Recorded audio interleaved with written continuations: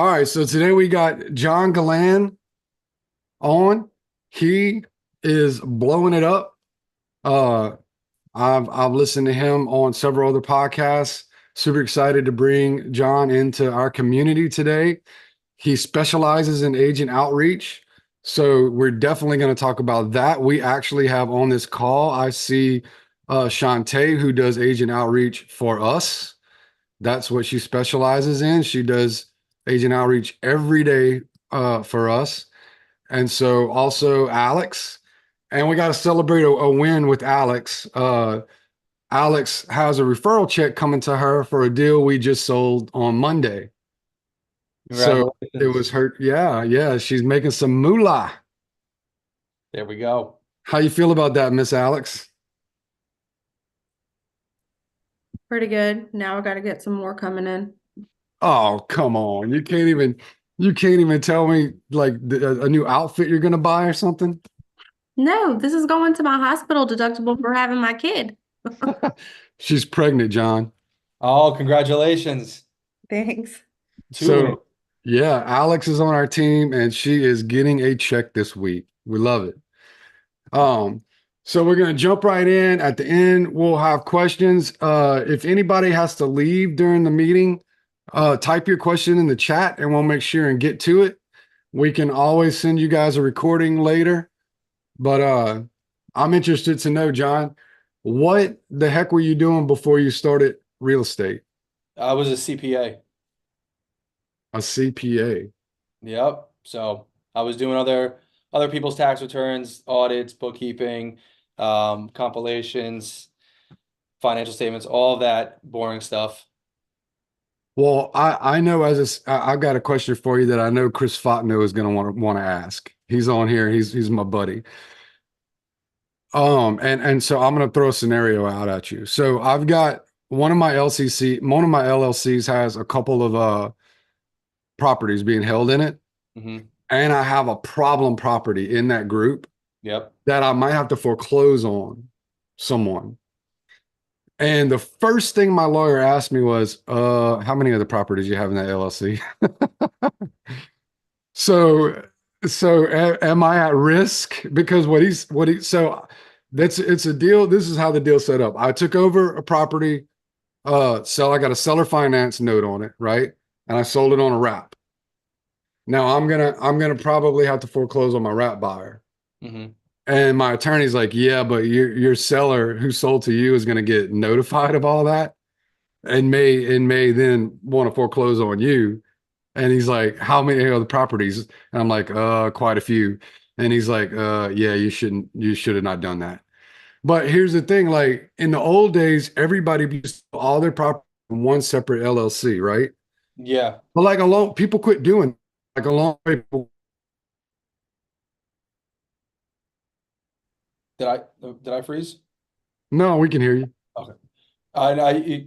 Yeah. So like, you could either have every LLC, every property you own in a separate LLC, but then, if you own a bunch of single family homes, you're going to have a ton of LLCs.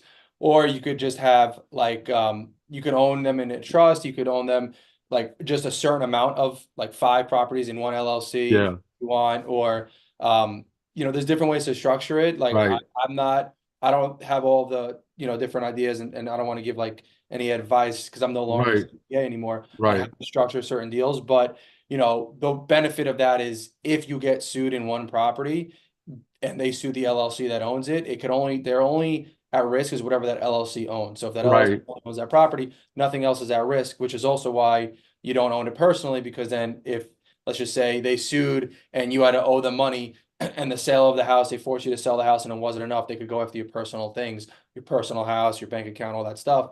But if it's just the LLC and there's not enough, then they just have to settle because they can't really touch anything else. So yeah, yeah, that's why. Like I know one of my older clients, he was getting sued personally, and instead of after the lawsuit was over, he transferred the ownership of his personal residence into a trust. yeah, So it was not nobody could touch his personal residence if he ever got sued again. So there's definitely ways to protect yourself both personally and when it comes to your investment properties. But and it's going to be through some sort of entity. And the way we have it set up, some of them are in some different LLCs, right?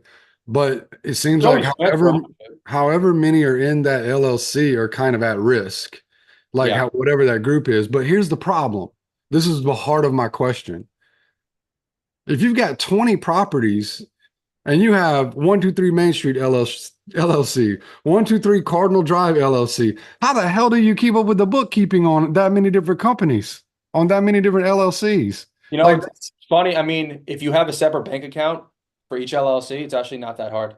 okay. You just have a lot of books. I mean, that's I knew you were going to say that. yeah, it's bank because with the property, the bank account tells the story. You're getting money in from the bank account and you're paying expenses out through the bank account. If you have a credit card on file for that account, everything's there. Like if you're gonna do bookkeeping, I'm just gonna say, okay, give me your all your bank statements and if you have a credit card, give me your credit card statements. And did you pay for anything outside of these? If you say no, then all I care about is just what's on those Yeah, statements. I'm So having tracking. separate bank accounts makes it super easy to do the bookkeeping for all those different LLCs. Um, Totally. I love it. I love it. yeah, yeah. I mean, you could also before like anything happens, because once like there's a lawsuit, if there's a lawsuit, then you try transferring, it's not going to be the best. You could always, if you know that property's about to be a problem, just transfer an ownership to a completely new LLC. Yeah. And we were thinking of doing that, like quit claiming it. And one thing is like I wonder about the bookkeeping costs because I'm like, okay, well, they're already keeping up with a couple of LLCs. We're spending like $1,500 every time they invoice. Is like if I start separating all these things into a bunch of different LLCs, is my bookkeeping cost going to go through the roof? Most likely. I mean, depending who you get.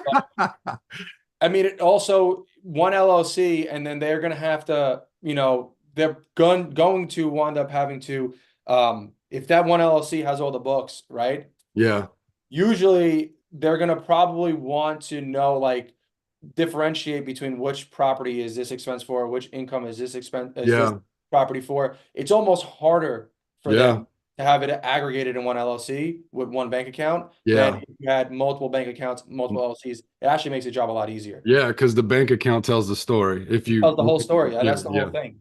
Like one totally. bank account, honestly, if you had multiple different LLCs in one bank account, it's extremely difficult. I would be asking you questions all the time. Be like, what is this for? Which property is this for? Right, Where's money coming in from? Is this going to be the same all the time? So it makes my job harder when you don't have separate bank accounts. right. Well, that's a whole rabbit trail that hopefully I didn't scare anybody away with. But so, John, when did you do your first deal, my man? So I had joined Astro Flipping December of 2021, and then I started actually calling people January, I think January 23rd of 2022 was my first like action day, right? Yeah, And I was in the middle of busy season, so I was still doing taxes and everything, but I set the intention like I wanted to get a deal done by April 15th. I wanted to get at least one deal done in the middle of busy season because if I could do it during busy season, then every other day is going to be super easy for sure. And I got it done on April 15th, my first deal. sweet. And I want to highlight that because of how fast, if you put your nose to the grindstone in this business, you can like really leave your W-2. Yep. You can really rock and roll in this business, but man, you got to take it serious, right? I mean, you cannot be playing around. You can't be treating it like a hobby. But I mean, that's not very long ago, No. right? And you're making a living at this point, right? Yeah, I mean, so it was those 4 months. I mean, but busy season, like my work hours, my W-2 hours were 9 to 9. Like I had to work 9 to 9 for accounting. And I also had a side business in accounting where I was doing taxes outside of my W-2. Yeah. So I had like a little side hustle. I had my job and then I started wholesaling. So that's when I started waking up early and I was working from like 4 or 5 in the morning until like 10 o'clock at night every single day during those months. Um, but I was also Astro teaches you about mindset a lot. So I was getting real big into like mindset and mindfulness and intention and everything like that. So that's what really helped. I mean, because 2 weeks before April 15th, I had no deals, no leads, nothing even close to closing. And then Jamil had kind of put it out there like if I get a deal done, he'll bring me up on stage at Clever Summit and shave my beard on stage. So I was like, all right, this is happening. And then literally the next week after that is when I got a deal from another Astro student, micro flipped it, and got it done the day I said. But after that, I went dry until June. I had done one deal. Then I was like, after busy season, I like didn't like accounting anymore. Like I didn't mind it. Then I just remember being gassed out from working 5 to 10 every single day for 3 or 4 months, because it was even Saturdays and Sundays I did it. I literally did not leave my apartment. And then I got hit like after April 15th, I got hit. I was exhausted. I remember taking a nap and I woke up to 8 different messages from my boss telling me, "Hey, we gotta think about doing this, that." I was like, "That's it. I'm done." Because if I have to do all this stuff, I'm slipping in W-2 work and I can't give my all to my business. So I'm just gonna quit. So I just called my boss up. I gave him a 2 month notice because they treated me really well there, appreciated them, and I was working directly under the partner. So I knew if I left and I didn't help them, they would be in a bad situation. So I gave them a 2 month notice, but I was dry from April 15th until I did my first deal again. The week after I was full time. So like my last day of work was June 23rd. And literally a week after that, I got my first deal. And then I got my second deal, then my third, then my fourth. And I think I wound up doing 4 or 5 deals that month in July. And And that's July 2022, right? 2022, yep. Yeah. And then after that, I was like, all right, I'm doing agent outreach. I'm focusing on one market, one method, and I'm just doing that only. Started doing some micro flips because people started knowing my name and they would send me deals. And I was like, I'd be stupid to not try to sell these. And Yeah. started doing those. Then I partnered up with somebody who I'm no longer partnered up with anymore. But we had another dry month from August, September, October, because we were working on building the team. Of 2022. 2022. Then November hit. We did one deal in November. We had our acts trained up. We had the team starting to train up. And then December hit and we did 12 deals in December. And then pretty much after that, we started doing it consistently, like I would say anywhere between 5 to 10 deals a month. And I partnered with my now partner in June. And after that, we've been doing like 3 to 8 deals a week. All right, so that's a rocket ship trajectory. I mean, exponential growth. I mean, if you really kind of throw out 2022, starting in 2023, you've blown up to Yeah, now. I think I think I did like 100 deals in 2023, right around the All 100. right, all right. So those first four deals that seem to like keep you eating and your lights on, right? Right after you quit your job, were those all wholesale deals? Yep. Okay, then you mentioned micro flipping. Can you explain to our audience what micro flipping is? Yeah, so micro flipping or co-wholesaling. So micro flip is essentially where you have an acquisition wholesaler that has a contract. Then there's a micro flipper in the middle, and then there's a dispo wholesaler that has the buyers. Like I would pass it to the dispo wholesaler, they would sell it. I haven't done too many micro flips. I just called co-wholesales micro flips. Right now, it's just kind of like a Okay, verbiage. yeah. So But JV and with the original JV and person. Yeah, okay. yeah, I would say like 90% were JVs. Um, but out of I think we did 70 JV deals and then like 30 agent deals or 80 JV deals and 20 agent deals, something like that. But a lot of it was I was doing a lot of JV deals because we had That, a lot of buyers. We have really good buyers. So we're like a dispo. yes. And you have good buyers because you would attribute that because of astro flipping, what you've learned there. Yeah, from what I learned in Astro, and then also just like, actually being genuinely interested and wanting my buyers to buy good properties, getting gifts for agents, getting gifts for my buyers when they buy a property, like having Yes, conversations, building relationships, really understanding what they're doing, their repair costs, how much they want to make on a property. And then not only that, we don't mass blast our deals to every single person on our list. We have our right. list filtered by their buy boxes, and then when we get a deal, the deal will then get filtered based on the characteristics of the deal. If Yes, 3,000 buyers, maybe only 200 of them see it because only 200 of them that fits their buy box. So love we it. color our deals. That's why we also are able to sell a ton because we Love let it. buyers. Love it. So, and most of that system for dispositions, what did that mostly come through education with astro flipping? Um, Or no? Where No, else did that come that from? was my partner Helena. She pretty much was like the brains behind the filtration system Yeah. in our CRM. Like she definitely built that whole thing out like crazy. So what was that CRM at that time that you were It's using? still we still use Go High Level. Go high level. Yeah. Okay. Go high level. With go high level, can you set up workflow processes like when you get a lead in, say you get an agent, you're working up, you call them on the phone today and they say, yeah, I might have a deal coming down the pipeline in a couple weeks. Can you set up automated text messages? Can you do ringless voicemail? Yep. Okay, go high level. Love it. You can do everything with it. I mean, a lot of the CRMs you know of, probably you've heard of, are built off of Go High Level. Like REI Reply, built off of Go High Level. Astro Yeah. Blast, built off of Go High Level. We used REI Reply for a year Yeah. for all of our texting campaigns. My wife was running that at one time. Love it, love it, love it. So I go high level. We're gonna look into that ourselves. We're looking at right now in the middle of switching CRM. So thank you for that. Yeah, I just be careful because Twilio's cracking down on like numbers and stuff. So if you're gonna send out a lot of text messages, cold text messages, you Yeah, might want to have an intake account and then a active account, because we had our one of our dispo accounts got completely banned at one point because we were sending out like 5, 6 deals a day, and that was like thousands of texts. Um, and then it got banned, so we now did an intake account and an active account. So we do all new intake, all cold text in one account. So if that gets banned, our active account is still active and we're good, because those are all of our relationships in there. And we don't yeah, have to get a new number and resend everybody and re-warm up the number and build it out and stuff. So business doesn't slow down. yeah. I might have to dig into that more with you at a later date. But what we're gonna use it for now is just our agent follow up. Yeah, So which is yeah, great. just to set our processes to where we get an agent on the phone, they understand what we're looking for: an ugly house, a hoarder house, someone in probate, all of these things. And then we just want to put them on that follow up every 2 weeks, getting them a text message or a ringless voicemail. And is there a cap like for a market? So like the Greater Baton Rouge market that we're in is not that much smaller than Tampa. It's close.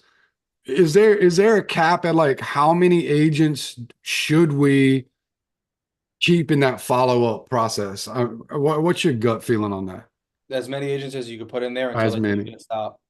Now a follow-up question with that is, do you put all agents in there like that, or do you have a criteria for the agent to get into your follow-up program? Yeah, as long as they just after we have an initial call with them, if as long as they're not like, I don't want to work with you, or like lose my number or stop, they get Yeah. the follow up. Does that happen?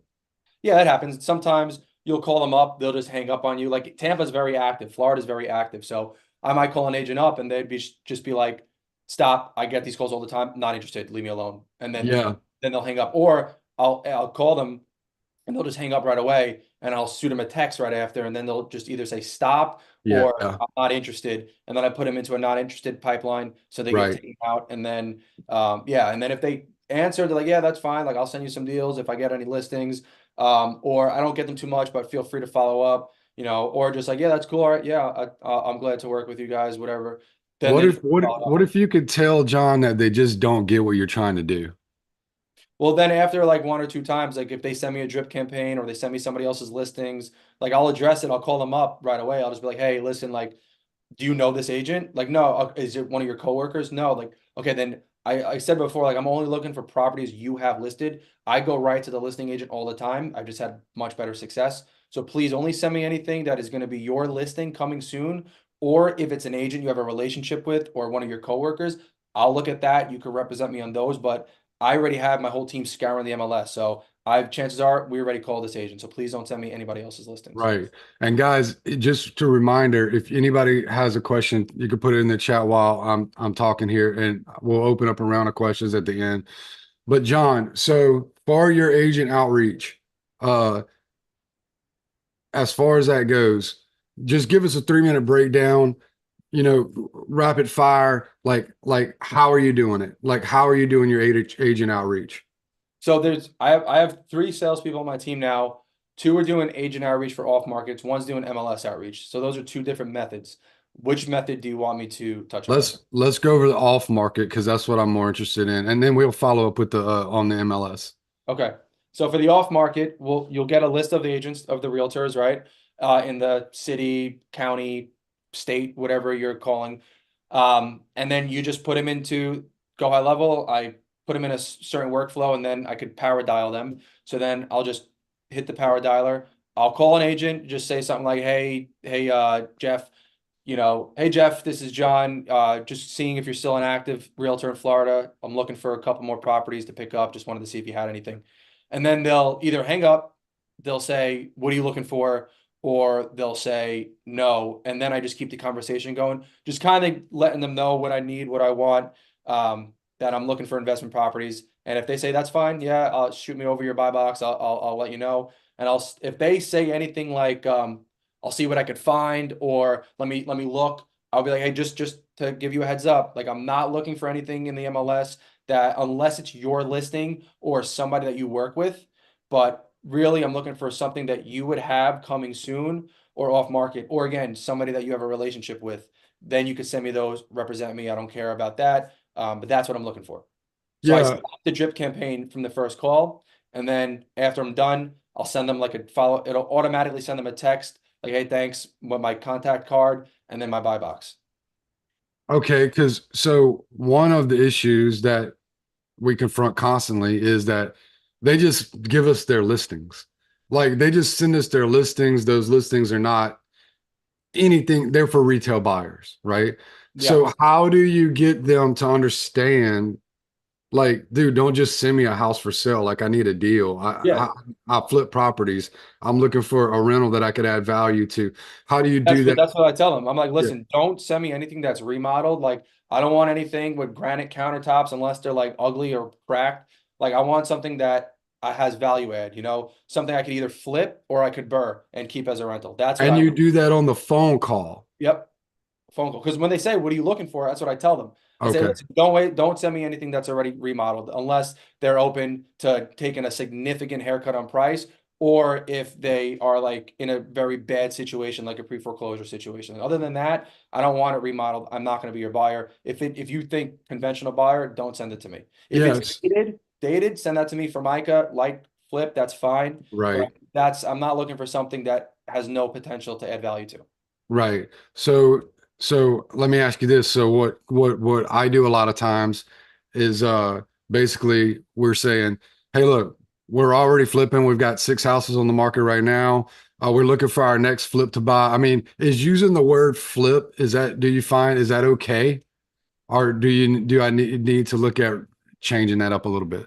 Yeah, I mean, I don't usually say the word flip too much. I usually call it a project. Yeah. And you're saying add value. Yeah, I want something that I could add value to. If I'm gonna rent it out, like I'd want to force appreciation by adding value to it, by having there's got to be some potential that I could add to it. If all the potential's realized and it's listed, it's not for me. Like I don't want something that's clean that I don't have to do any work to. All right. And So then if then they send me a property that's too clean, I'm just like, hey, as soon as I see it, I'm like, hey, too clean for me. Like this thing's for a conventional buyer. This is not for me. right. I just And pass. I don't even bother running numbers. right. And that's you responding to them in a text message about that? Like, hey, look, this is not Depending for me. if they send me the property over the phone, like, hey, I actually got something for you. Take a look at this. I'll tell them right then and there. If they Okay. text me, I'll automatically text them back. Too clean for me. Not what I'm looking for. I need something a little bit more dated, or uglier. Something that if you look at and you think I'd live in there without doing any renovations to it, that's not for me. Dude, you're laying down great value today. I know this is helping Shantae a lot. And probably Alex, Jordan, Jack on the call. Super Mario's on the call too, it looks like from Sub 2. I don't know if you heard of him. He's in Florida as well. But no, man, you're laying down some really great advice.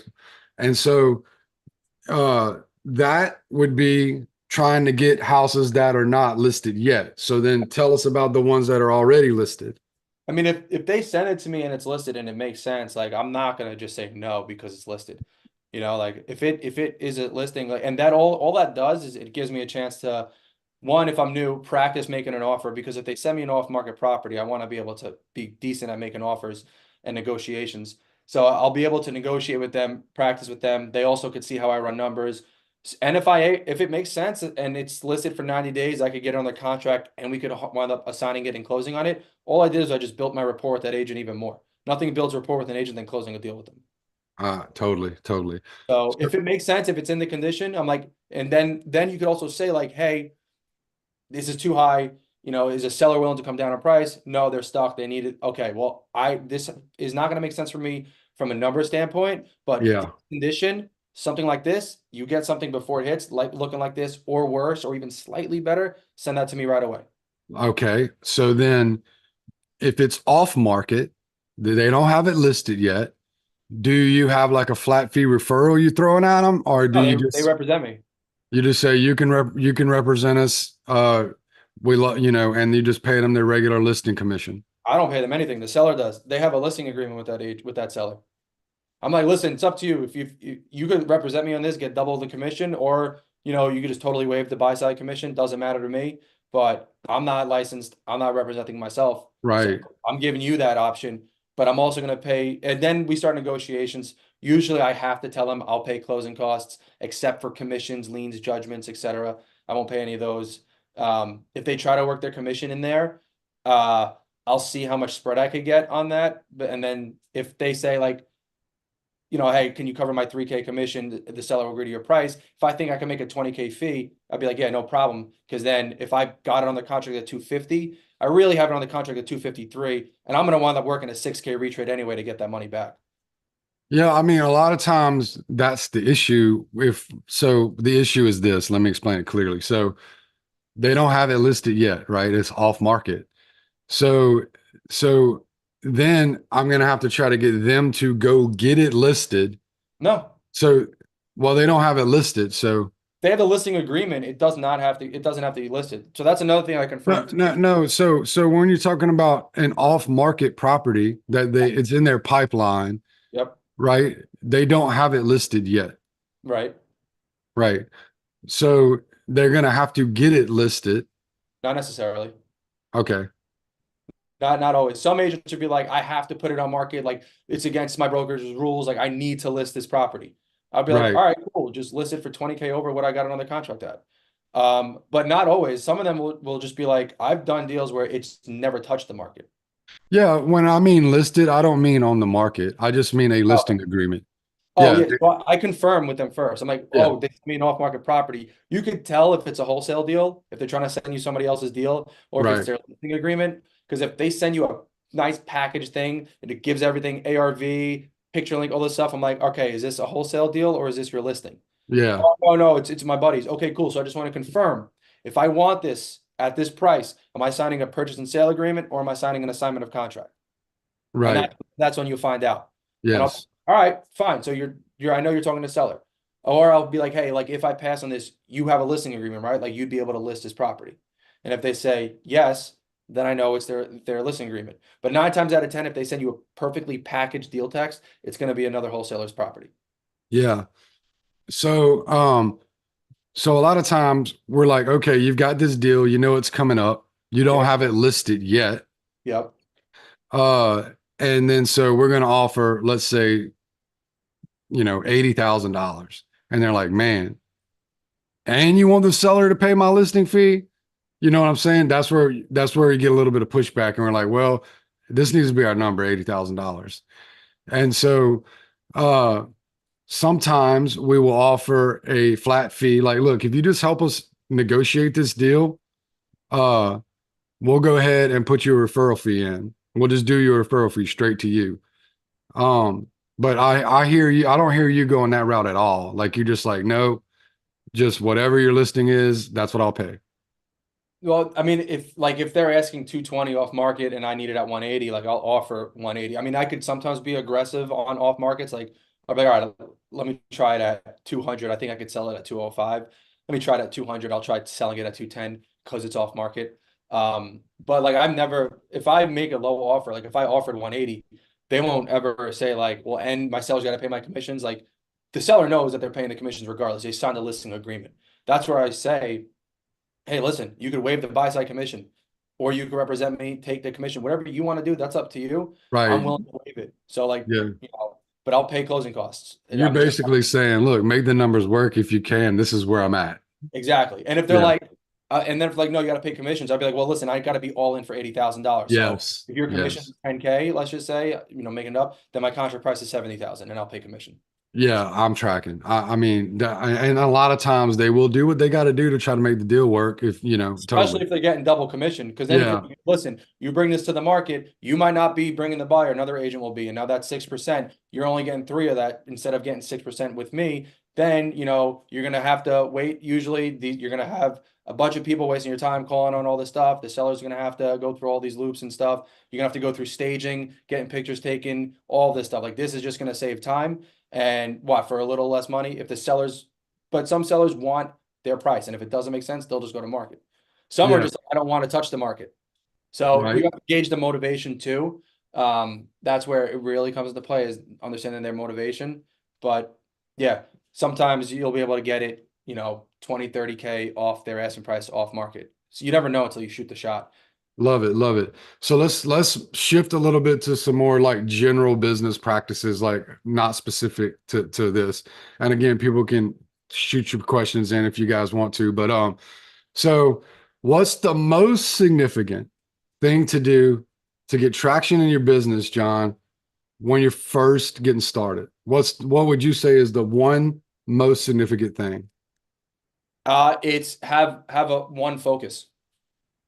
Most Yeah. people come in and they're like, oh, I want to do, I'm going to go direct to seller. I'm going to also try micro flips, but I'm going to be in Texas, California, North Carolina, South Carolina, Georgia, and I'll even dabble in Florida a little bit. And it's like, dude, you're not a hedge fund. You know what I mean? Like you're just getting started. You got to learn your market. So I pick one market and one marketing method. If you're going to Love do it. seller, only do direct to seller. Don't worry about agent deals. If you're going to do agents, only do agents. And if you're going to do agents, are you doing off market or you do an MLS approach? Pick one of those. Don't do I both. totally agree with you. So it's going deep, not wide in the beginning. That's Yes, where and most people mess up. I call it become a master of at least something. Yep. Like find pick these lanes and master them.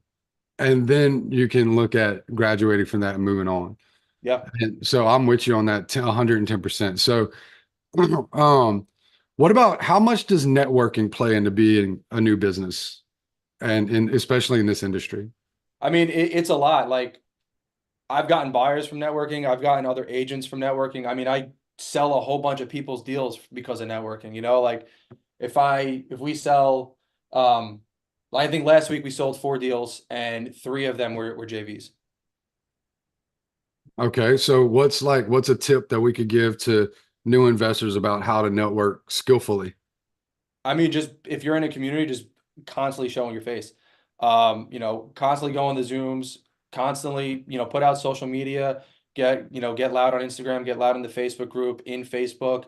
Like I said, if you're in Sub 2 or Astro or TTP or just anything, and they have like the coaching calls, show up to them, try to be one of the first 3 or 5 people asking a question, showing face, just say, hey, I'm out here, I'm in this market, send me your deals.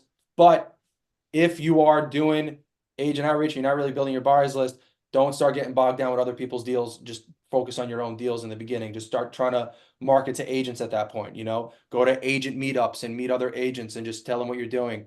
You don't have to say exactly you're wholesaling, but you could just say you're an investor looking to buy properties. You did, X amount last year, or you're brand new. Like you don't have to lie. So just constantly just always just be talking to people, putting yourself out there. And if you're in communities, you could leverage communities so much. That's what I did. Like on Jamil's Tuesday calls for, I don't know, I think a full year. I went to every single Tuesday call and I was always the first person asking a question. So people knew who I was because of that. And that's why people would sell me deals. Even before we're doing a lot of deals, people thought I was doing a lot of business. It was also the way, you carry yourself too. So let's point out something though here. Yeah. John, you were doing all this networking, but you were also working your ass off. Yeah. And so I'm going to caution new investors because this is what happens. They confuse going to networking groups, being on the computer networking, all of this networking with actual work. And then we'll go do a networking group and then take the rest of the day off. Yeah. That's in addition to everything else you do. Yeah. Love it. There's got to be significant balance with how much you're working and learning your strategies, implementing your vision and your strategic methods, as well as networking. Um, Yep. so uh, I wanted to ask you this question. Are you building a portfolio yet? Or are you still in the game of just let's just get this wholesaling business ramped up as high as we and hard as we can? So my main focus is on building my wholesaling business because I'm gonna franchise it out. So I'm working on making a national franchise. Sweet. And but we've raised money for some multifamily deals. Like I think me and Helena raised money for I think a little over 400 units right now. So we have GP share in about a little over 400 units in San Antonio and Athens, Georgia. So yeah, we're looking to still just get into some deals more for raising because we could raise money pretty well. So we're doing that, but the main goal, main focus right now is building the wholesale franchise, getting the whole like kind of blueprint done so I can recreate it in 4 other markets and then franchise out and build that national franchise. So what's like your kind of time frame in your head of like when is the next barrier going to be crossed towards that? I would say by before the year ends, we'll be in 2 markets. We'll be, in Florida, and then we're thinking the next one's going to be California, just because Florida's high volume, California's high fees. Yeah. And then I would say by the end of the year, we'll be in 2 markets, and we should have the blueprint not perfected, but like at a point where each market is making at least $500,000 a month. So is that your 2024 goal to be in two markets by the end of the year? Yep. So executing successfully, I would imagine. Yeah, and then taking down another 4 projects, whether it be large multifamily or small multifamily, but just definitely going to need some depreciation before the year ends. Otherwise, I'm going to wind up giving it back to the government. Love it, love it, love it. Any other 2024 goals that you kind of looking at every day, pointing your ship towards? Uh, no, just getting I want Florida to be fully delegated out to where we assign deals, and I've never even seen the address before. Sweet. Fully automated. Yeah, exactly. Yeah, I want the team fully delegated in Florida because then if it is works in Florida, I just recreate that in the other markets, and I know that the system works, and then I could just take that same system into a different market, and it doesn't matter. It's going to do the same thing. absolutely. Absolutely. Man, that's a good plan. Um, so shifting from that a little bit and kind of just getting into personal things, what are you currently reading? What's your book of the day? Right now, I'm reading The One Thing. Ah, man, that is my most referred book. It's a good The one book. I mean, that book, oh my goodness, that book changed my life. Yeah, it's a great book. I mean, I switch. So like if I'm reading like a business or a kind of I guess educational book, then the next book I read is a like a mindset or personal development book. So like the book before The One Thing I read was The Field by Lynn McTaggart. And it talks Sweet. about like the universal field, and it kind of breaks down how like when you think about like manifestation and meditation and visualization, all that stuff, how it works on a scientific level and the quantum level. So it really she's a scientific journalist, so it brings it back to how everything is tied to the universal field or God or source or whatever you want to call it. Everything's tied to that and everything's connected. So that's what that book was about. And then I think before that was I think I read Discipline is Destiny by Ryan Holiday, Power versus Force, and I'm next is up reading Mark Cuban's book, How to Win at the Game or the Sport of Business, something like that. That's the next. Yeah, yeah, I'm familiar with that book. Yeah, So yeah. I wanted to ask you this then. You sparking my interest. How much how much of your energy, your grind, your just life momentum right now is coming from either where is it coming from strategy? Is it coming from mentors? Or is it coming from this personal deep work you're doing with mindset and spiritual work? All 100% mindset and spiritual work. The mentor, 100%. 100%. The strategy I get from my intuition, from when I have a problem, I seek inside and I think about it, meditate on it. The mentor, like Jamil, was the first person who brought this to me, like mindfulness, and I kind of ran with it because I know that's the answer. And then when I listen to like Ed Mylett podcast or other millionaires and billionaires and all these people, they all have it's all the same thing. They all say the same exact shit. They just had a different experience. That's all mindfulness. It's all connecting to a higher power, knowing that that's the thing that's controlling, and that is everything's connected, oneness, not separateness, and all of this stuff. Like that's what they all talk about. So, and I think a lot of the times when you start looking at different people's paths, a lot of them talk about, oh, I hit a rock bottom, and they had success, then they hit a rock bottom. But all that was a lot of ego-driven success, and it was all like me, me, me. Let me bust my ass, forget about everybody else, dog eat dog, and then all of a sudden they completely lose everything. Either they lose all their money, they lose all their family, or they just lose their mind. And then all of a sudden they find God, they say, and then they have this trajectory of success that is almost like doubled what they did before, and they're happier, more fulfilled, and all this stuff.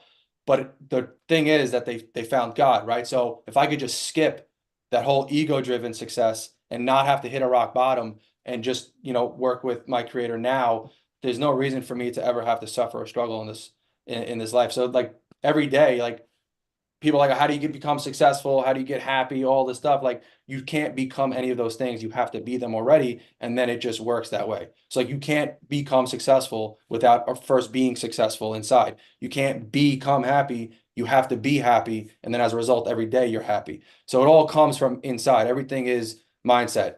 Like literally everything. In my business, like you look at it on the outside, you're like, how did he scale something so quickly? It has nothing to do with me knowing more than anybody, me working harder than other people. It just means I'm more intentional than most people. That's all it is. I'm more connected, more intentional, more aligned.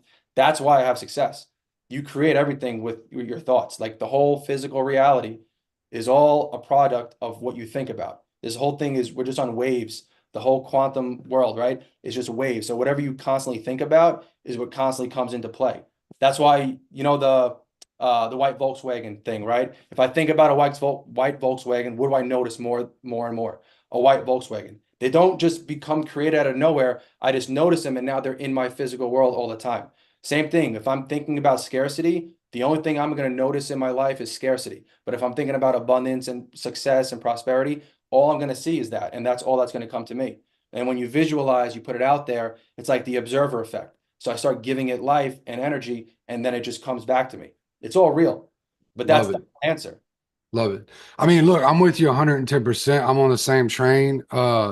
And I find it with newbies, especially, they've got blinders and earmuffs onto this stuff that you're saying right now. Cause I've been talking for 2 years, on social media and other things about like, it's the you, it's to change the you. If you want success, change the you. Well, Yep. what do I need to do, James, to do blah, blah, blah? It's like, it starts with you. Yep. You have got to change. And so like one of my questions that I ask everybody, and now I'll ask this to you, like what do you see for yourself in your business world in 3 years? And who do you have to become to get there? So I don't have to become anybody because every single day I am that person, right? Sweet. So I time travel every day. So I'm already living in that world that I want. But 3 years from now is my wholesale franchise will be in the 5 different markets, and we'll have at least 15 to 20 franchisees with a gross annual income of $50 million. And then I'll also have my multifamily fund will own about I think it's 2,500 to 3,000 doors. That's in 3 years. Yeah. I'll be speaking on stages, and I'll also start working on building my charity.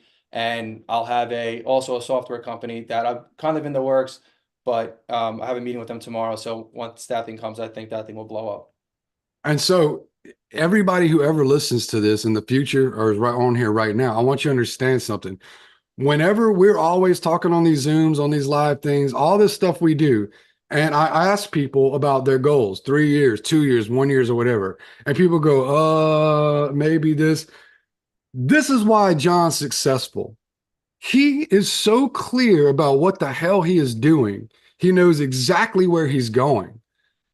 That is the work that has to be done ahead of time to even get on that train that's leading you towards success, that's going to climb that big hill, that's going to manifest that in your life. This dude has extreme clarity. And dude, I want to thank you personally for doing the work to be that man, to have that clarity, to be that person, to have that vision, and to be able to explain it so clearly, because that is edifying for all of us. And it's a great example. You're a great leader in the community. I want to ask you this. We don't have much more time. I'll get a couple more questions in with you. Uh, I wanted to ask you about the spiritual work, the mindset work. Just give us one book. Recommend us one book along those terms. The Power of Intention by Wayne Dyer. The Power of Intention. I'm gonna write that down.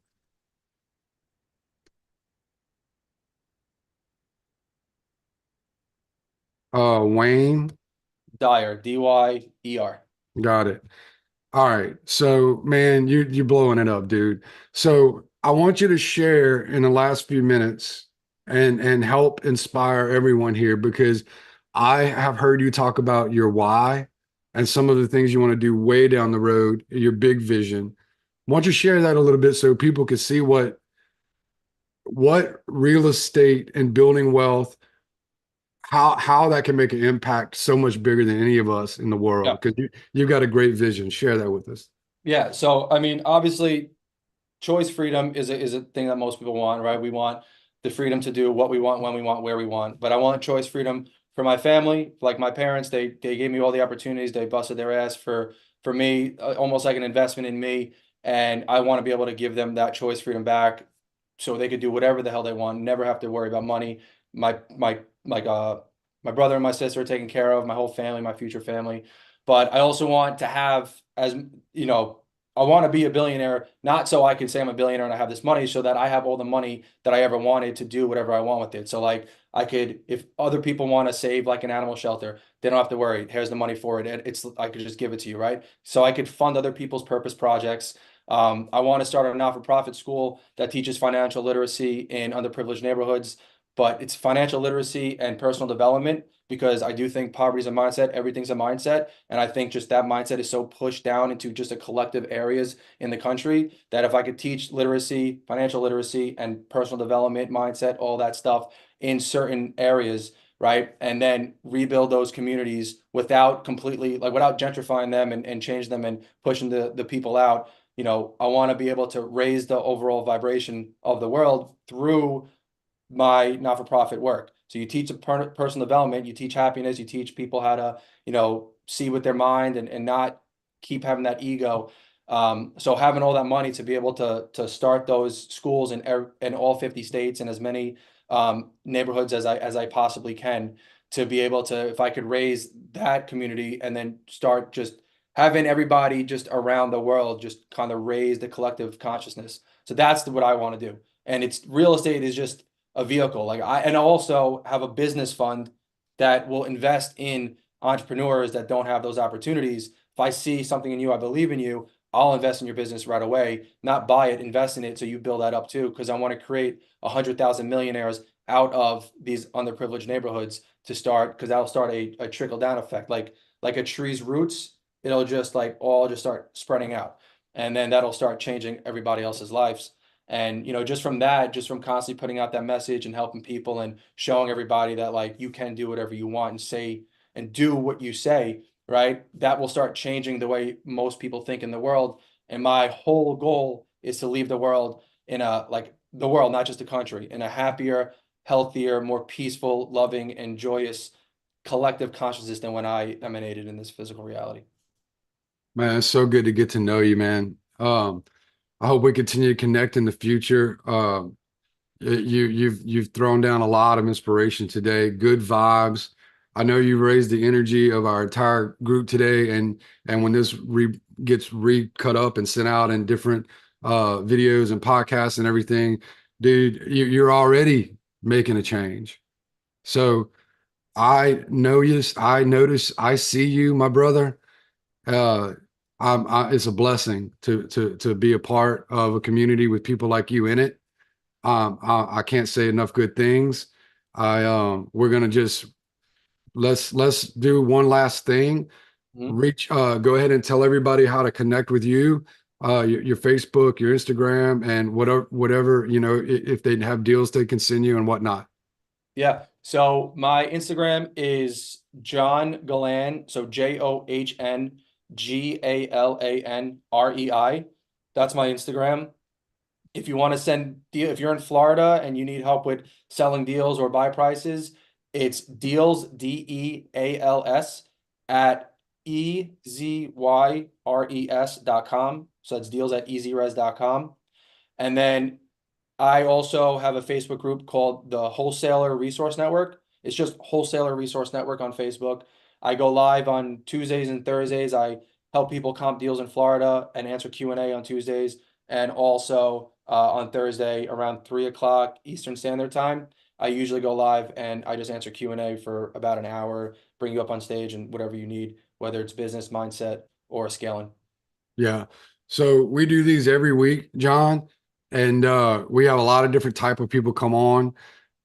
We've been doing this for a year now or more, and man, your energy is so palpable. So I mean, you've got something special, my man. Stick with it, bro. It's working. I appreciate that, man. Thank you. And for people on your team, one thing I would say to when you're calling and when you're focusing on the business and whatever you're doing, like whatever you focus on is what is going to come to you. So if you're focusing on the fact that I haven't gotten a deal yet, or that, these deals stink, or I might have to cancel this, all this stuff, all you're doing is kind of predicting the future. So I tell my team, like, KPIs are just accountability. They're not the most important things. What's most important is your intention with each call and what you want. So if you tell yourself you're going to get a contract and you just focus on the fact that you're getting closer and closer to the contract, it's going to eventually happen. So it's very important to have your intentions set in front of you and know what it is you want and then visualize them. Because there's 4 things you can't have your mind go down. It's what's missing in your life. It's what other people want for you. It's your current situation if you don't like your current situation. And then what always has been. Don't think about those 4 things. Just only think about your intention and what you intend to create, and everything else will take care of it Love itself. it, man. Love it. Love it. I needed to hear that today. I'm sure some of us also did. And just again, for putting yourself in the space to be able to deliver that kind of energy and that kind of edification to the community. Much appreciated, my man.